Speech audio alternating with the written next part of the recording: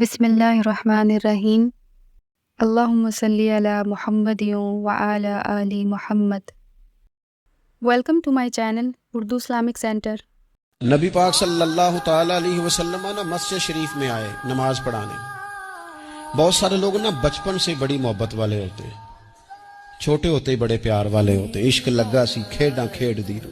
چھوٹا سا بچہ حضور مسجد میں آئے نماز پڑھانے تو نبی کریم علیہ السلام نے اپنے نالین مبارک اتارے تو اس بچے نے فٹافٹ اٹھا لیے، اٹھا کے نا پھر اس نے وجوتے صاف کیے، صاف کر کے اپنے پاس رکھ لیے۔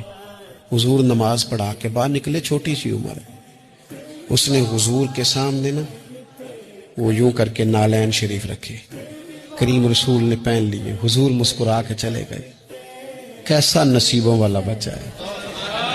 اگلی صبح پھر حضور نماز کے لیے آئے تو اس نے اسی طرح محبوب نے جوتے اتارے تو اس نے اٹھا لیے، پھر حضور کے جوتوں کو صاف کیا، پھر اپنے پاس سنبھال لیے۔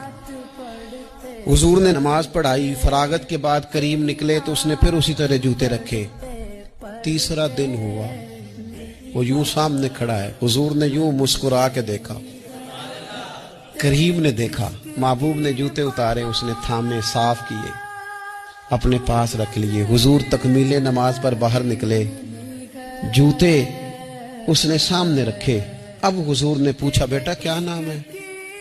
یعنی حضور نے پوچھا، نبی کریم میں نے سنا ہے وہ بن سنور کر میری عیادت کو آ رہے ہیں، یہ دیکھو نا نرخ بازار محبت کا انوکھا ہی ہو گیا، نرخ بازار محبت کا انوکھا ہی ہو گیا، خود خریداروں میں شامل آ کے مولا ہو گیا۔ یعنی حضور نے خود حال پوچھ لیا، نبی کریم نے حال پوچھا کیا نام ہے؟ اس نے کہا فلاں نام۔ باپ کا کیا نام ہے؟ حضور فلاں بن فلاں۔ کس قبیلے سے ہو؟